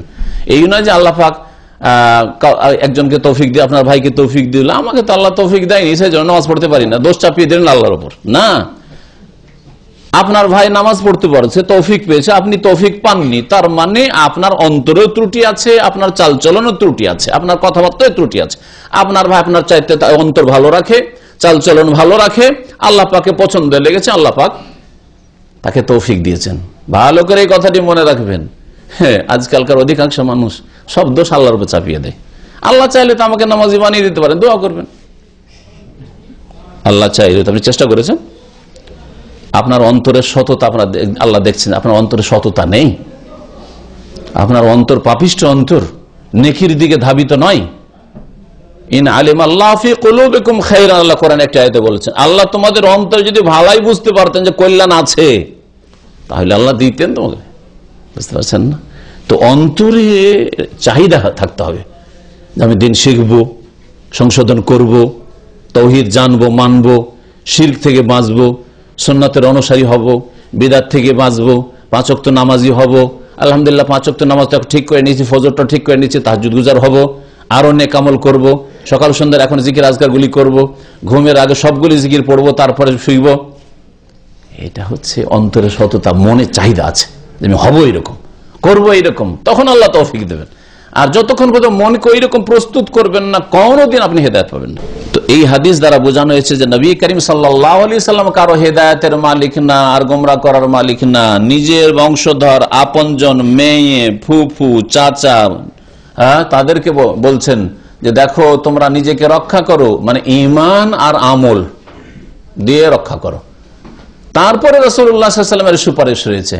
আর ঈমান আমল না থাকলে তা হবে না। আমাদের আয়াত এবং হাদিসগুলির আলোচনা শেষ হলো। এখন ভাষ্যকার যেসব কথা লিখেছেন তার কিছু কথা আপনাদের সামনে পেশ করি। আমাদের ভাই বলছেন যে পীর সাহেবের আজকাল গ্যারান্টি দিয়ে থাকে, হ্যাঁ বাবারে মরিদ হইলে তোমাকে ছাড়া আমি একা যাব না, নিয়েই যাব। ওকে জিজ্ঞেস করেন যে কোন আয়াতে আপনার নিশ্চয়তা আছে আপনি জান্নাতে যাবেন? হ্যাঁ, আরে সাহাবাই কেরামকে তো আল্লাহ আয়াতে গ্যারান্টি দেন, লাকাদ রাদিয়াল্লাহু আনিল মুমিনিন ইয ইউবাইউনাকা তাহতা আশ-শাজারা ওয়াস-সাবিকুনা আল-আউওয়ালুনা মিনাল মুহাজিরিন ওয়াল আনসার ওয়াল্লাযিনা ইত্তাবাউ বিইহসান রাদিয়াল্লাহু আনহুম ওয়া রাদু আনহু। আল্লাহ পাক সাহাবাই কেরাম, মুহাজিরিন, আনসারকে আল্লাহ সার্টিফিকেট দিয়েছেন যে আল্লাহ রাজি হয়ে গেছেন তোমাদের উপর বা ওদের উপর, আর আল্লাহর উপর তারাও আল্লাহর নিয়ামত পেয়ে রাজি হয়ে যাবে বা হয়ে গেছে। কিন্তু আমার আপনার উপর রাজি হয়ে গেছেন আল্লাহ পাক, এর দলিল কোথায়? তবে আল্লাহর কাছে দোয়া করি আল্লাহ যেন আমাদের রাজি হয়ে যান। হ্যাঁ, সব সময় যেমন আল্লাহর কাছে আশা রাখবেন যে আল্লাহ রাজি হয়ে যাবেন ইনশাআল্লাহ, তেমনি ভয়ও রাখবেন যে এদিক ওদিক যদি একটু বাঁকা হয়ে যায় তো আল্লাহ নারাজ হয়ে যাবেন, জাহান্নামে চলে যেতে হবে। দুটোই থাকতে হবে। গত সপ্তাহে আমার মনে হয় এই দুটো কথা আলোচনা করেছিলাম যে আশাও থাকবে আর ভয় থাকবে, দুটোই থাকতে। আর রাজা ওয়াল খৌফ, আল্লাহর কাছে শুধু শুধু আশা নাই, আশা আর কর্ম নেই, আমল নেই, কোনোদিন জান্নাত পাবেন না। আর শুধু ভয় ভয় আর আশা নাই, তাহলে নিরাশ হয়ে কুফুরের অবস্থায় আপনি মারা যেতে, আত্মহত্যা করে দিতে পারেন। হ্যাঁ, এটা কাফেরের চরিত্র, নিরাশ হয়ে যাওয়া। আপনি নিরাশ হবেন না, আল্লাহর কাছে আশাও রাখবেন আর ভয়ও রাখবেন। এই আয়াত এবং হাদিসগুলো থেকে আমরা যেসব বিষয়গুলি জানতে পারলাম, অধিকাংশ বিষয়গুলি আলোচনা করেছি, তারপরেও দু একটি বিষয় উল্লেখ করি। তার মধ্যে একটি বিষয় হচ্ছে যে আয়াত থেকে আমরা জানতে পেরেছি যে আল্লাহ ছাড়া অন্য যাকে, ফেরেশতা হোক, জিন হোক, আর নবী রসুল হোক, আর অলি আউলিয়া হোক, হ্যাঁ কবর মাজার, কবর মাজার তো আর মাটির পূজা করতে যায় না, ওখানে কবর মাজারে ভাবছে যে আল্লাহর অলি শুয়ে আছে সেই জন্য যাচ্ছে, তাই না? আল্লাহর অলি শুয়ে আছে, হ্যাঁ মৃতকে ডাকা হোক, এরা আল্লাহ পাকের সৃষ্টি। আয়াত হাদিস থেকে কি জানলাম যে এরা আল্লাহ পাকের সৃষ্টি। আল্লাহ পাক ওদেরকে সৃষ্টি করেছেন, এরা কোনো কিছু সৃষ্টি করতে পারে? আল্লাহ বলছেন না, ওয়াহুম ইখলাকুন, এরা সৃষ্টি করা হয়েছে এদেরকে, লা ইখলাকু শাইআন, এরা কোনো কিছু সৃষ্টি করে না, করতে পারে না। আর আল্লাহ পাক এটাও বলেছেন যে এরা একেবারে অসহায়, ফকারা, অসহায়। লা ইয়ামলিকুনা হাত্তাল কিতমির, হ্যাঁ ওয়াল্লাযী তাদউনা মিন দুনিহি মা ইয়ামলিকুনা মিন কিতমির। ওই কিতমিরটা যে খেজুর আঁটির উপর যে পর্দাটা পড়া আছে ওইটারও মালিক নাই। তাহলে যে ওটার মালিক নাই সে কি? হ্যাঁ অভাবমুক্ত, হ্যাঁ সে দিতে পারে, সে বড় ক্ষমতা রাখে, তার মানে সে ফকির, অসহায়। তাহলে যে কোনো বান্দা আল্লাহর রহমতের সামনে অসহায়, আল্লাহর কুদরতের সামনে অসহায়। আল্লাহ পাকের রহমত ছাড়া কেউ জান্নাতে পাবে না। নবী করিম সাল্লাল্লাহু আলাইহি ওয়াসাল্লাম একবার বলছেন যে তোমাদের মধ্যে কেউ আল্লাহর রহমত ছাড়া জান্নাতে যাবে না।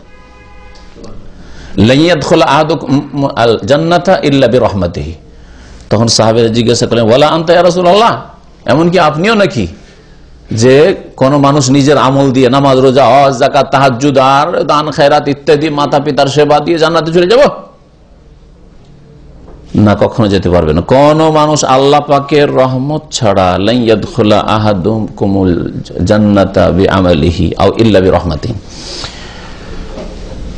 ওয়ালা আনতা ইয়া রাসূলুল্লাহ, এমনকি আপনি আপনার আমল দিয়ে, নবী সাল্লাল্লাহু আলাইহি ওয়াসাল্লামের আমল। তারপরে এর আগে আমি বলেছি আপনাদেরকে যে আমাদের প্রত্যেকটা আমল, প্রত্যেক মুসলিমের আমলের 1 ভাগ করে নবীর খাতায় কিন্তু যাচ্ছে, তাই না? কারণ তার মাধ্যমে আমরা হিদায়াত হয়েছি। তারপরেও নবী সাল্লাল্লাহু আলাইহি ওয়াসাল্লাম বলছেন ওয়ালা আনা, আমিও নিজের আমল দিয়ে জান্নাতে যাব এই কথা আমি বলতে পারবো না। ইল্লা ইয়াতাগাম্মাদানি আল্লাহু বিরহমাতিন মিনহু, তবে আল্লাহ পাক তার রহমত দিয়ে আমাকে যদি ঢেকে নেন, তার রহমত যদি আমার উপর হয় তাহলে আমি জান্নাতে পাবো। তাহলে প্রত্যেক আল্লাহ পাকের রহমতের মুখাপেক্ষী। তারপরে এই আয়াতগুলি থেকে জানলাম যে যাদেরকে ডাকা হয় আল্লাহ ছাড়া, যাদের কাছে ছেলে মেয়ে পাবো, রোগ ভালো করবে, এরা অসহায়, নিজেরও সাহায্য করতে পারে না, অপরও সাহায্য করতে পারে না। হ্যাঁ, কোরআন আয়াত স্পষ্ট করলো। তারপরে আজেজন, অসহায়, নিজের আত্মরক্ষা করতে পারে না। চিন্তা করুন, ওই পাকা মাজার করে আপনি তার কাছে ছেলে চাইছেন, রোগের আরোগ্য চাইছেন, কত কি চাইছেন বলেন তো দেখি। ওই কবরটাকে কেউ যদি খনন করে উঠিয়ে নিয়ে চলে যায় তো রক্ষা করতে পারবে? ক্ষমতা আছে? আল্লাহ তো কোরআনে বলছে যে একটা মাছি যদি ওখানে ভ্যান ভ্যান করে বসে তো উঠাতে পারে না। মাছিটা যদি কোনো কিছু নিয়ে যায়, ওই যে আপনার সেনি দেয় অথবা খাসি মানুষ জবাই করছে ওখানে, আর মাছি ভ্যান ভ্যান করছে, মাছিটা দাঁড়াতে পারবে? দাঁড়াতে পারবে। আল্লাহ বলছেন ওয়াইয়াসলুবহুমুয যুবাবু শাইআন, মাছি যদি কোনো কিছু নিয়ে পালায় তো লা ইয়াস্তানকিযু মিনহু, রক্ষা করতে পারবে না। না ওই মূর্তিগুলো পারবে, না ওই কবরটাই পারবে, যে পাকা কবরে কোটি কোটি টাকা খরচ করছে না পেটের ব্যবসা করছে। দাওফাত তালিব ওয়াল মাতলুব, যার কাছে চাইছে সেও কত দুর্বল। আল্লাহ বলছে যে চাইছে সেও কত দুর্বল, বেকুফ, যে আল্লাহকে বাদ দিয়ে হ্যাঁ ওই মৃতের কাছে, কবর কাছে চাইছে, মাজার কাছে চাইছে। বলছেন যে ওয়ায়াকফুরুনা বিইবাদাতি মান আবাদাহুম ইয়াওমা ইউহশারুন, হাসরের মাঠে বিচার দিবসে এদের ইবাদত পূজাকে অস্বীকার করবে। ওয়ায়াউমাল কিয়ামাতি ইয়াকফুরুনা বিশিরকিকুম, যে আয়াতটি বললাম। এই বিষয়গুলি বারবার করে ফিরে আসছে। তারপরে যেহেতু তাওহীদ আর শিরকের বিষয়, আর তাওহীদের হেফাজত করা সবচেয়ে বড় কাজ আর সর্বপ্রথম কাজ মুসলিম জীবনে, সেজন্য বারবার করে ফিরে আসলেও বলতেও বিরক্তি নেই, আর আপনাদের শুনতেও যাতে করে বিরক্তি না হয়।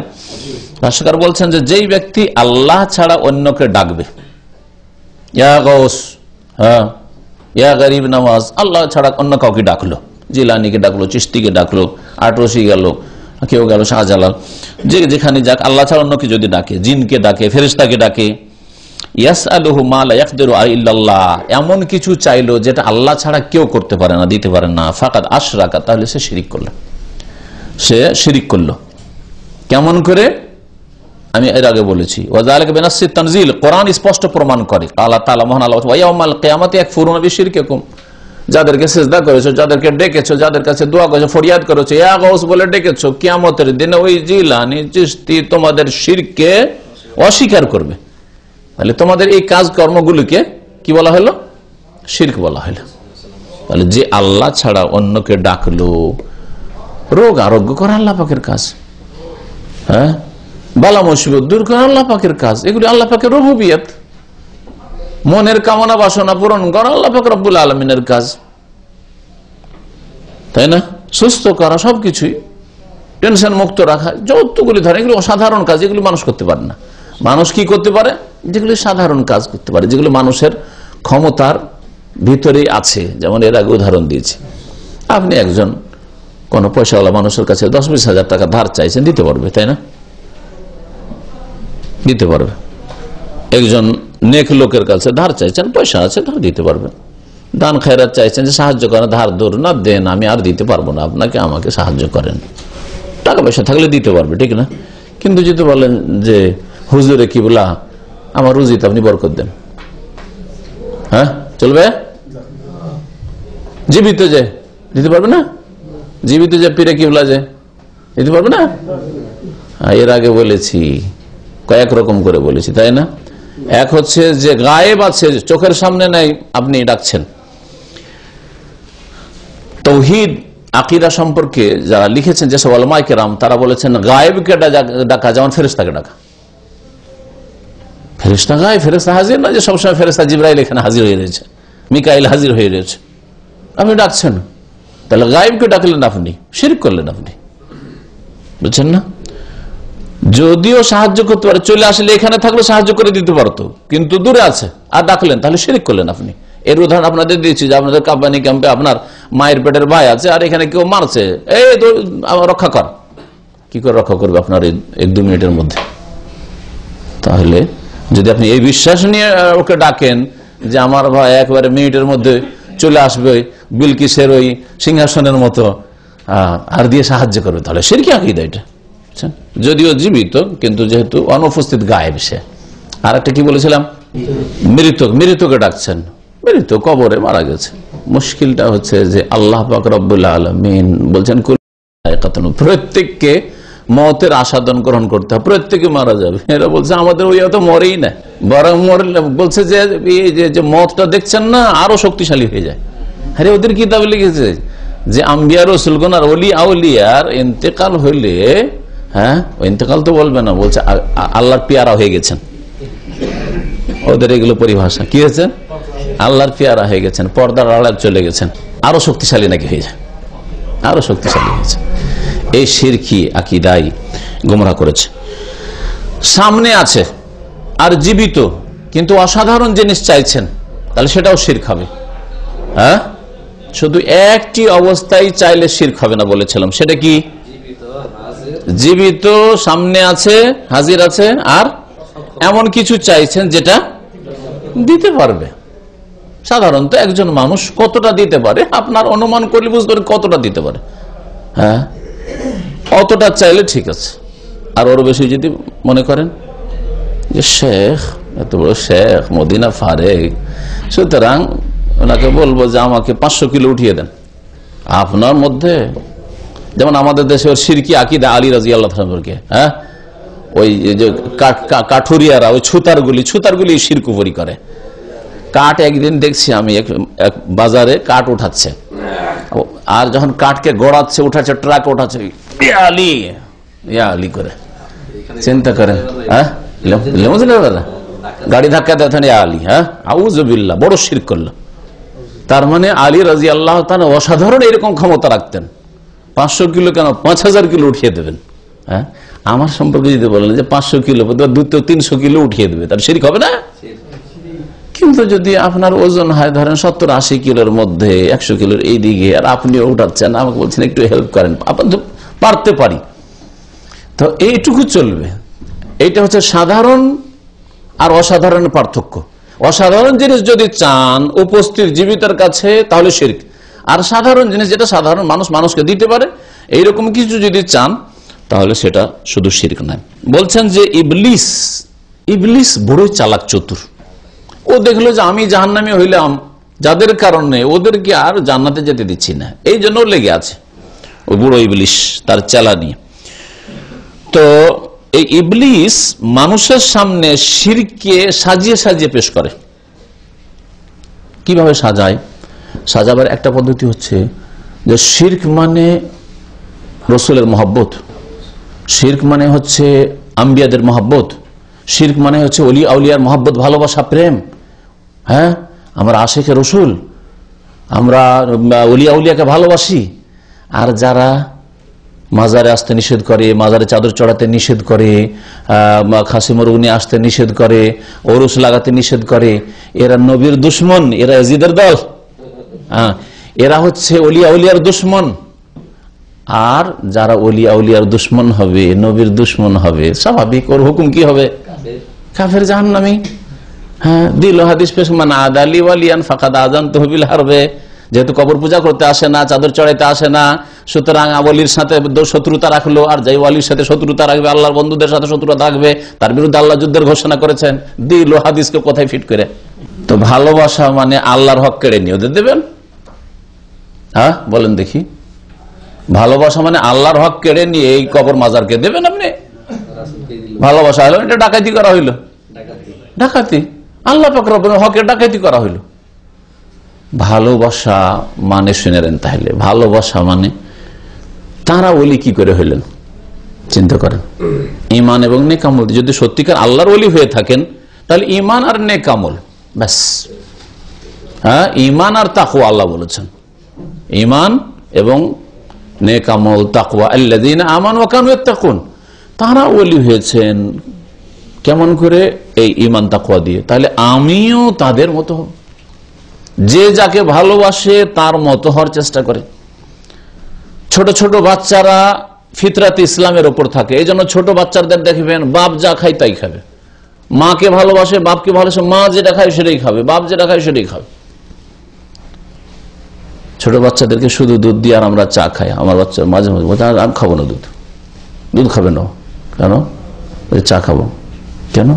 বলছে আব্বু কেন খায়, আম্মা কেন খায়। কিছুদিন আমি মধু আর ওই লেবু খাওয়া শুরু করলাম। এখন ওই দুটো বাচ্চা ও মধু লেবু খাবে, দুধও খাবে না, চাও খাবে না। এটা হচ্ছে ফিতরাতে ইসলাম, যে যাকে ভালোবাসে তার মতো হওয়ার চেষ্টা করে। তা আপনি রাসূলুল্লাহ সাল্লাল্লাহু আলাইহি ওয়াসাল্লামকে ভালোবাসেন, আম্বিয়াগণকে ভালোবাসেন, জিলানী চিশতিকে ভালোবাসেন, শাহজালালকে ভালোবাসেন, আমি ভালোবাসি। তারা আল্লাহ পাকের ওলি হচ্ছে ঈমান তাকওয়ার মাধ্যমে, আমরাও ঈমান তাকওয়ার মাধ্যমে আল্লাহ পাকের ওলি হওয়ার চেষ্টা করব। তারা কোরআন হাদিসের প্রচার করছে, তাদের হাতে অনেক ইসলাম গ্রহণ করেছে ভারত উপমহাদেশ, আমরা ইসলাম প্রচার করব। এগুলো হলো মহব্বতের পরিচয়। মহব্বতের পরিচয় মানে কবর পাকা করে নাও, চাদর চড়িয়ে দাও, ওরস লাগাও, হ্যাঁ, আর ফুল চড়াও, সেজদা করো, খাসি মোরগ জবাই করো, আল্লাহর হক কেড়ে নিয়ে এদেরকে, অসহায়দেরকে দিয়ে দিল। আশা করি বুঝতে পারছেন না? বুঝতে পারেন না? আর বুঝে যদি মনটা মানতে রাজি না হয় তো বেশি গরম লাগবে। কিন্তু যার মনে শিরক বিদআত ঢুকে আছে আর কথাগুলি উল্টো উল্টো লাগছে, ও কিন্তু ভিতরটা গরম হয়ে যাচ্ছে, তো ও ঘেমে যাবে, তার টেনশন বাড়তে শুরু করবে, হাইপার টেনশন শুরু হয়ে যাবে। তো আল্লাহ পাক রব্বুল আমাদের সকলকে যেন হেদায়েত দান করেন, হেদায়েতের উপর রাখেন এবং ঈমান তাকওয়ার দ্বারা আল্লাহ পাক রব্বুল আলামিন নৈকট্য লাভের তৌফিক দান করেন। ইবলিস এইরকমই অস্ত্রগুলি ব্যবহার করে যে কাকে কিভাবে গোমরা করতে পারবো, যাকে যেভাবে পারে সেইভাবে তাকে ঘায়েল করার চেষ্টা করে, তাকে সেভাবে পথভ্রষ্ট করার চেষ্টা করে। শিরকে কিভাবে পেশ করলো?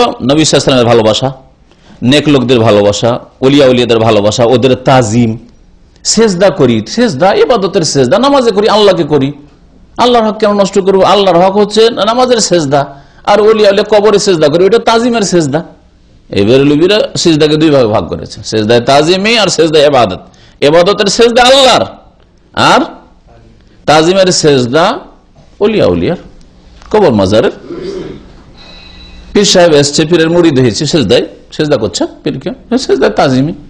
এই গোমরাদেরকে শয়তান এইভাবে, শয়তান নিজে সেজদা করেনি আদমকে, কথা বুঝতে পারছেন?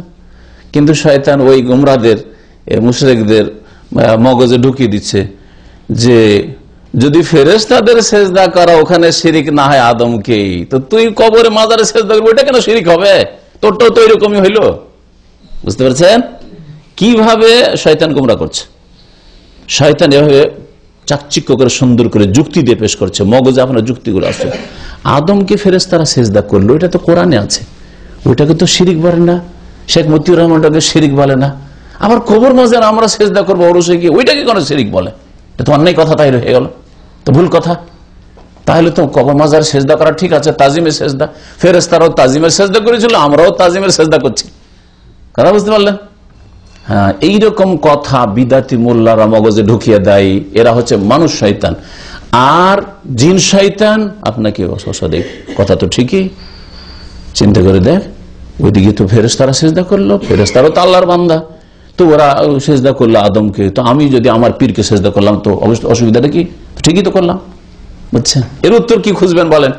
প্রথম কথা, আমাদের শরীয়ত কে নিয়ে এসছেন? শেষ নবী মুহাম্মদ সাল্লাল্লাহু আলাইহি ওয়াসাল্লাম। না আমাদের শরীয়ত আদম নিয়ে এসছেন? তখনকার যুগে আদমের শরীয়ত ছিল। হ্যাঁ, আদম আলাইহিস সালামকে সৃষ্টি করেছেন, আর কেউ নেই। হ্যাঁ, উসজুদু লি আদম, আল্লাহ পাকের সরাসরি হুকুম। হ্যাঁ, আদমের শরীয়ত ছিল। আদমের শরীয়ত যদি আজকে পালন করেন তো চলবে? হ্যাঁ, ও আদমের যুগ যেতে হবে না, 42 বছর আগে চলে যান। বাংলাদেশ কি ছিল 71-এর আগে? পূর্ব পাকিস্তান। বা যদি এতে গিয়ে ঢাকায় গিয়ে একটা মিছিল বের করেন আর যদি বলেন যে ইনকিলাব জিন্দাবাদ, এই নতুন বিধান মানি না, আমরা পাকিস্তানি আইন মানবো, পাকিস্তানি আইন মানবো, কি হবে কয়েন দেখি? সবগুলি বাংলা ভাই হয়ে যাবেন, পাকা বাংলা ভাই, তাই না? সবগুলি রাজাকার, সবগুলি দেশদ্রোহী। আর দেশদ্রোহী শাস্তি তো জানে না, হ্যাঁ, ফাঁসিতে ঝুলতে হবে, ঠিক না? ফাঁসিতে ঝুলতে হবে। তাহলে এই মাত্র 40-45 বছর আগের আইনটা চাইলেন আপনি। আপনি বললেন না ওদেরকে যে ইংরেজদের যুগেরটা চাই, বললেন না যে মুঘলদের যুগের পুরাতনটা চাই, বললেন যে তার আগেরটা চাই, এই কথা বললেন। বললেন যে আমরা 50 বছর আগেরটা চাই, পাকিস্তানি আমলেরটা চাই। ওতে দেশদ্রোহী হয়ে গেলেন। আপনি বললেন আদমকালের সেজদা, যে ফেরেশতারা করেছে আদমকে সেজদা, ওই সেজদা নেব, চলবে? তাহলে আল্লাহ পাক রব্বুল আলামিনের দ্রোহী, আল্লাহ দ্রোহী হবেন, মুশরিক, জাহান্নামে যেতে হবে। কথা বুঝতে পেরেছেন? এখন একটু সোজা করে উত্তরটা শুনেন। তখন আল্লাহ পাকের স্পেশাল নির্দেশ ছিল, আল্লাহ হুকুম করেছেন যে ফেরেশতারা তোমরা সেজদা করো কাকে? আদমকে। আল্লাহর হুকুম মানার নাম ইবাদত কিনা? আল্লাহর হুকুম মানার নাম হচ্ছে ইবাদত। তাহলে তখন সেটাই ইবাদত ছিল ফেরেশতাদের জন্য।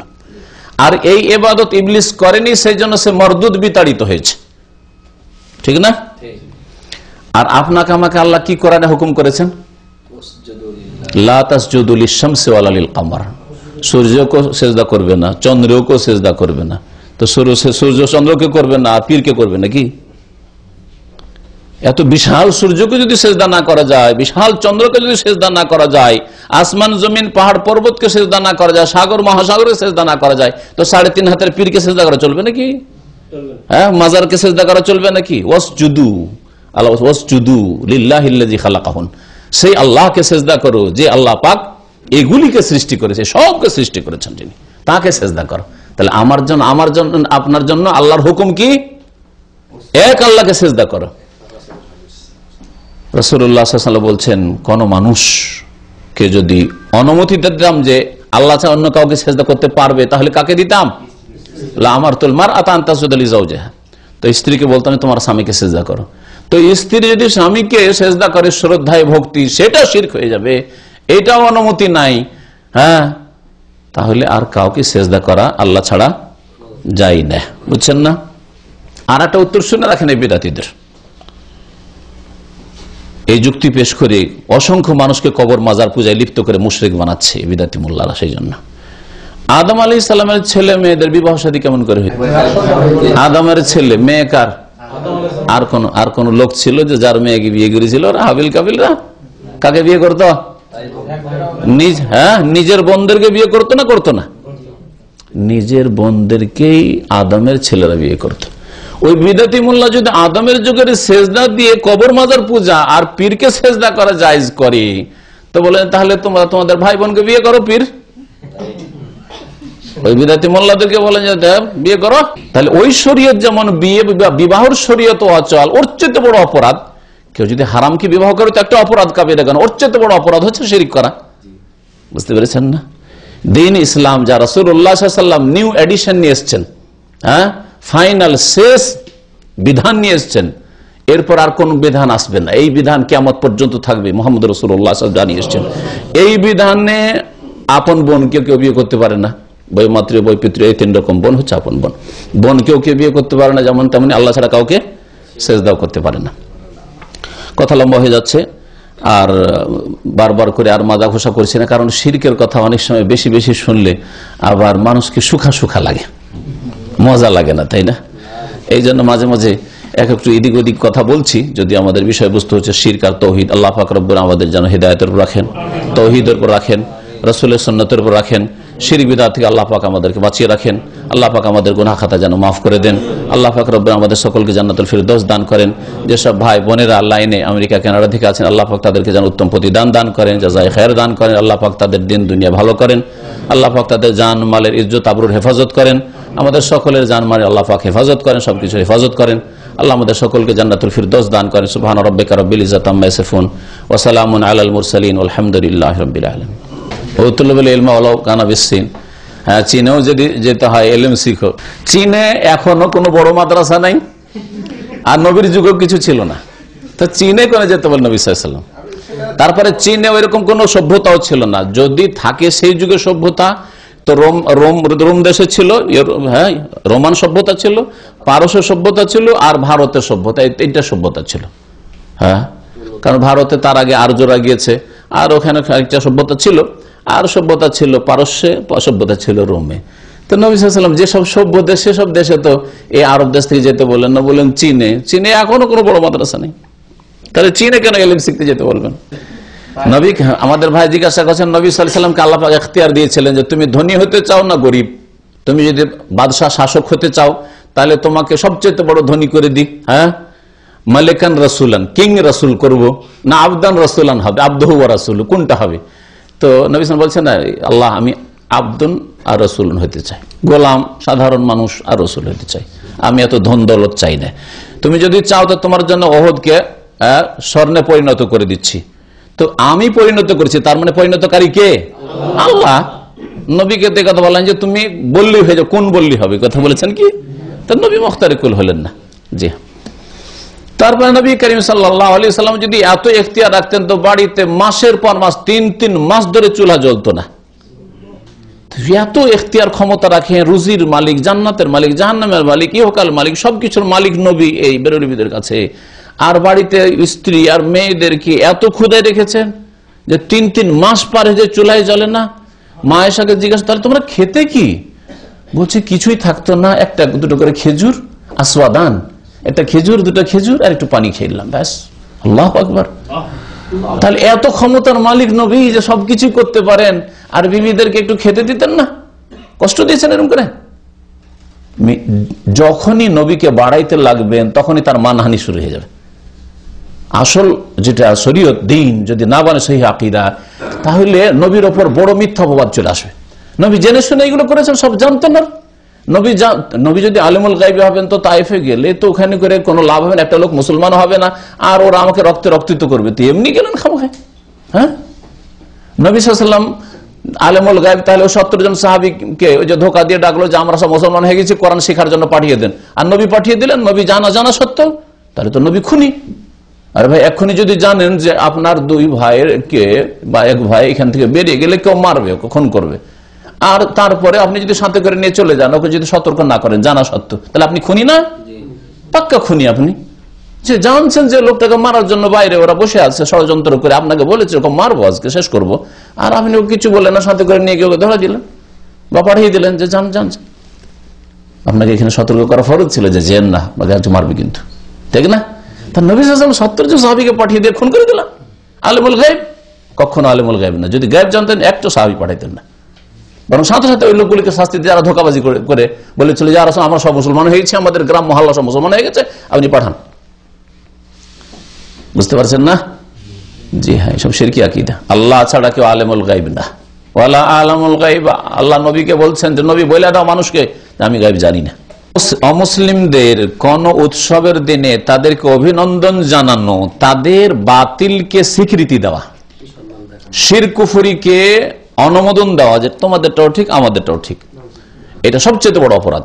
আপনি শিরককে, কুফরিকে, বাতিলকে আপনি যেন সমর্থন করলেন যে তুমি যেটা ঠিক করছো ওটাও ঠিক, আমারটাও ঠিক। হ্যাঁ, তা এটা হচ্ছে ইসলাম ভঙ্গকারী বিষয়, যার ফলে কাফেরদেরকে তাদের উৎসবের দিনে 25শে ডিসেম্বরে হোক, অথবা হিন্দুদের কোনো পূজার দিনে, দুর্গা পূজা, কালী পূজা আর সরস্বতী পূজার দিনে হোক, যদি অভিনন্দন জানান উৎসবের জন্য তাদেরকে যদি আপনি ওয়েলকাম করেন বা এরকম কোনো শব্দ বলেন, হ্যাপি কিছু আর কি, তো তাহলে আপনি কাবিরা গুনাহ করলেন, আপনার ঈমান নষ্ট হওয়ার আশঙ্কা আছে।